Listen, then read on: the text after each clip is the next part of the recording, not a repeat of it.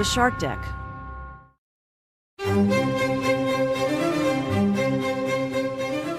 Hello and welcome to Palace Intrigue. I am your host, Mark Francis. The Daily Mail took a look at the new Fab Four, and Harry and Meghan are not part of it. The Mail reminds us there was a time when the so-called Fab Four was said to be the future of a re-energized monarchy.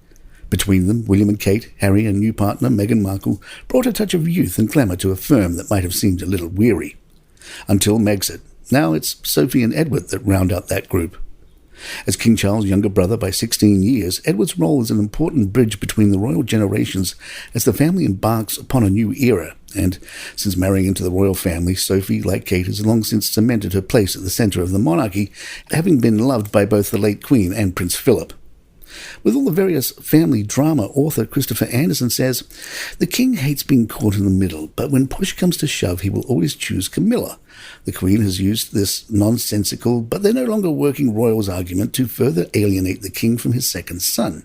I think every time the king considers handing Harry an olive branch, Camilla makes sure Charles is reminded of all the terrible things written about her in Spare." So in the long run, I think things look pretty bleak as far as mending the relationship between the Sussexes and the rest of the royals is concerned.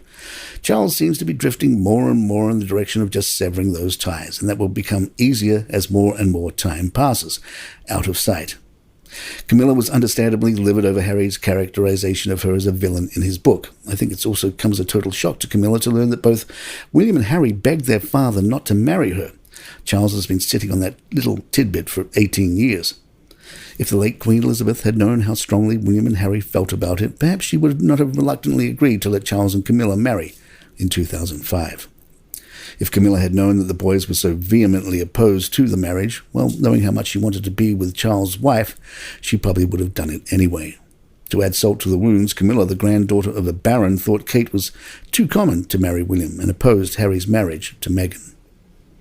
Another royal expert claimed Queen Camilla couldn't have cared less about Prince Harry's appearance at the coronation. Camilla was surrounded by her loved ones and was nervous about the big day as she is typically shy. Kinsey Schofield, host of the To Die For Daily podcast, told Fox News Digital, "She went through the motions of the day carefully with that choreography in her head.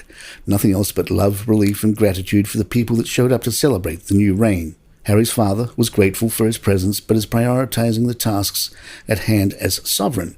The king does inevitably want a reconciliation, but he realizes that time heals all wounds and sometimes distance is best. Harry has a lot of growing up to do, and Charles is giving him that space," Schofield explained. Harry did not disrupt the coronation. There was relief that he behaved himself and that Meghan stayed behind. There would be no reason for Camilla to be unhappy. Shannon Felton Spence, royal contributor, told Fox News, "King Charles and Queen Camilla aren't worried about Prince Harry and that all parties have retreated. The King and Queen have bigger things to tackle now that they can fully turn their attention on their reign," Spence explained. "If Harry's presence at the coronation put others on edge, it didn't show. Everyone did a good job keeping the focus where it should be." A friend of William's has reportedly said, "Put it this way, I don't think anyone expects Harry to get an invite to William's coronation. It's very clear that William and Kate are now extremely important members of the institution, so their view on Harry, which is basically the further away the better, will have to be taken into account," the friend claimed. "Perhaps Princess Anne will be the one who can reunite the family." An insider told the Mail on Sunday, "The Princess Royal has always had a soft spot for Harry, and they both have a wicked sense of humour. People talk about Prince Andrew being the spare, but Anne was the second-born too, and particularly since Diana died, has always felt a duty to support her nephew. Both Anne and Harry have a great sense of humour and more in common than it might seem." A friend of the royals had previously told the Telegraph, "She was second to Charles and kicked further down the line of succession as a woman, but she forged her own path. In her 20s, she was bolshy and upset about a lot of things, but she came through that. He should talk to her about her experiences. She is shrewd. She could tell him a lot about what she went through." Palace Intrigue, we'll be right back. I'm Nina Hobson, ex-police detective from the UK. I've worked on every crime mentionable, from murder to kidnap to stalking to fraud. When I left the force, I launched my own investigations firm that soon became a global operation. I'm also a single mother of two, to two members of my team, my son Harrison and daughter Amy. Every week, we'll be getting first-hand accounts from psychological experts, operatives, former criminals, actual victims of the crimes that we investigate, and of course, my very own flesh and blood. From Storic Media, you're listening to Codename Siren, a true crime podcast. Available on YouTube and all major podcast platforms.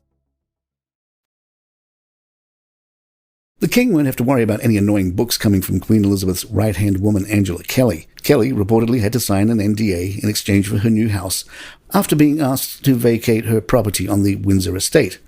A source reported on by the Mirror suggests the order reportedly makes it very difficult for Ms. Kelly to make any future earnings based on revelations about the royal family. Kelly apparently is also prohibited from using the words king and palace for commercial purposes. Kelly had previously written 2 books and was working on a third, but it appears that will not happen. Kelly recently posted on Instagram, "I am too old to worry about who likes me and who dislikes me." And there you have it. If you'd like to email us, our address is thepalaceintrigue@gmail.com. Please follow us on Spotify, iTunes, Google Podcasts, or your podcast app of choice. I'm Mark Francis. My thanks to John McDermott. This is Palace Intrigue, and good times.